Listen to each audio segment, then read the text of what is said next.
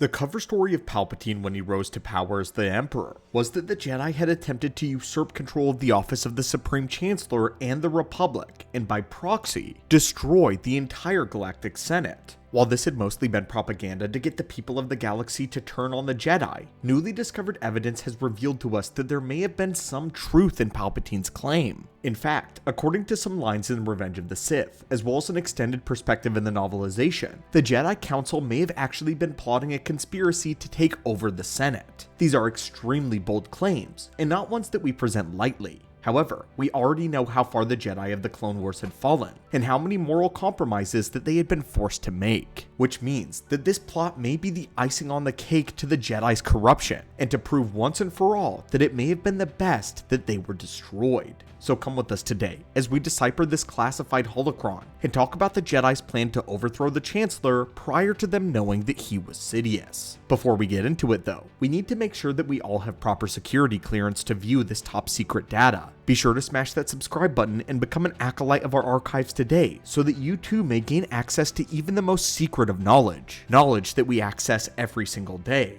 Now, let us begin. If he does not give up his emergency powers after the destruction of Grievous, then he should be removed from office, says Ki-Adi-Mundi, to which Mace Windu replied. The Jedi Council would have to take control of the Senate in order to secure a peaceful transition, and this dangerous conversation ends with Grandmaster Yoda issuing this warning. To a dark place this line of thought will carry us. Great care we must take. For many, this is all we know of the Jedi Council's discussion on this matter. However, thanks to the novel for Revenge of the Sith, there are two separate occasions where Mace Windu actually goes off the deep end and starts straight up talking about blatant treason. He suggests the very thing that Darth Sidious accuses him of afterwards, taking control of the Senate by force. The first time it's mentioned is during a private conversation between Kenobi and Windu, which occurs following the rescue of the Chancellor from Grievous's ship in the opening battle of Coruscant. Mace Windu is informing Kenobi of the Council's recent discoveries, which was that they were coming to the conclusion that Palpatine was in fact being controlled and manipulated by a Sith Lord in his inner circle. We recently did a holocron talking about why the Jedi Council thought it was impossible for Palpatine to be Sidious, but yet at the same time why they believed that there was a Sith Lord in Palpatine's inner circle, and that Palpatine was essentially a puppet of the war. We're now going to read from the novel directly. For 1 second, Obi-Wan saw something raw and haunted in the Corran Jedi Master's eyes. Mace Windu turned away. It is possible that we may have to move against Palpatine. Move against? Obi-Wan replied, to which Mace responded, if he truly is under the control of a Sith Lord, it may be the only way.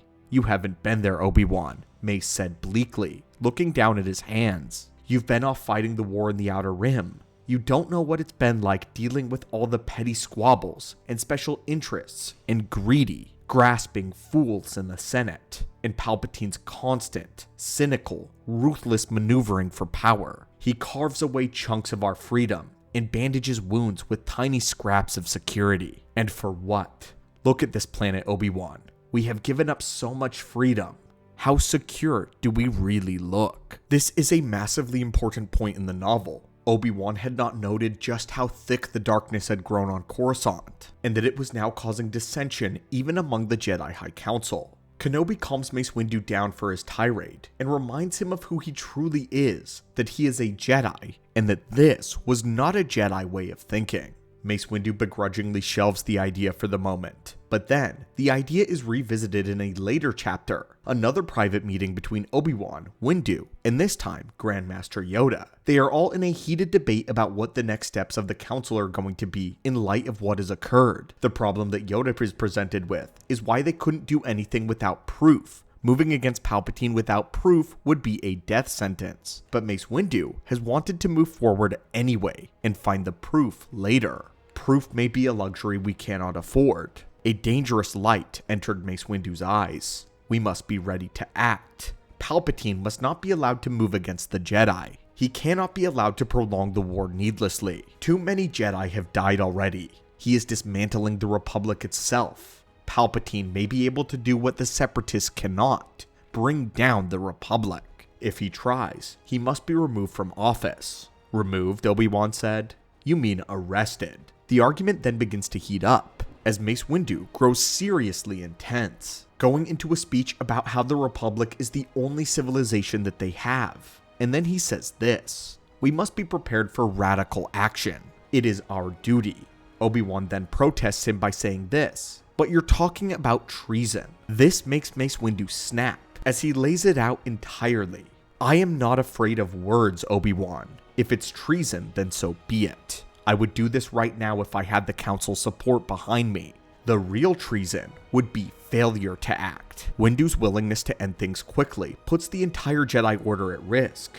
Yoda steps in the argument at this point, saying this: "Such an act destroy the Jedi Order it would." The Masters continue to argue, not really reaching a satisfactory conclusion, even until they eventually decide to use Anakin as a spy. But here we are. The Jedi Order was fully ready and willing to take aggressive action against the Chancellor and the entirety of the Senate. Mace Windu in particular wasn't even waiting for substantial proof and wanted to move forward with a preemptive strike. I really like these moments in the book where we get to see just how desperate Mace Windu is. I think it completely recontextualizes the scene where Anakin informs him that Palpatine may be a Sith Lord. Rather than call for an emergency meeting and decide the next course of action there, Windu immediately summons the best duelists of the entire Jedi Council that are present and storms into the Chancellor's office personally. Windu wants to end the war right then and there, confident that by his hand he could destroy the Sith and end the war once and for all.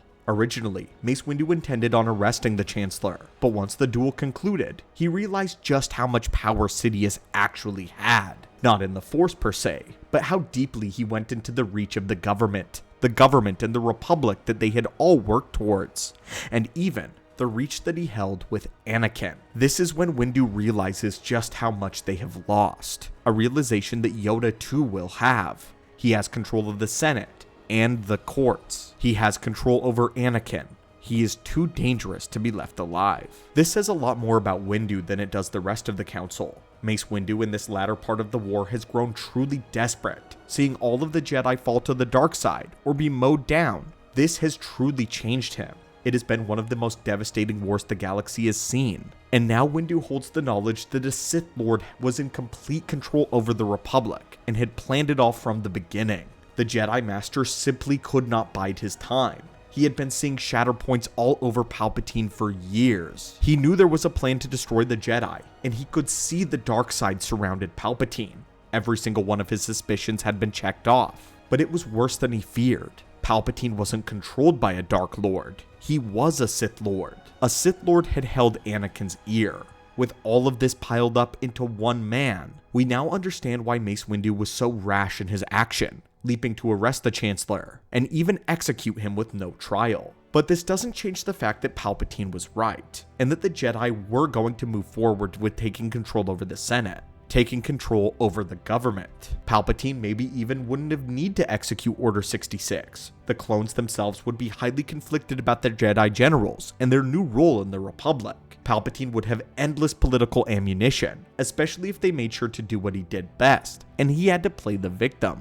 Anakin would have been extremely conflicted, would have had to betray the Jedi or betray the Republic and Palpatine. It's likely even Padme and Bail Organa would have taken aback by the aggressive actions of the Jedi Order. This mistake would have ended the Jedi, although it would have taken much longer. Make no mistake, it still would have.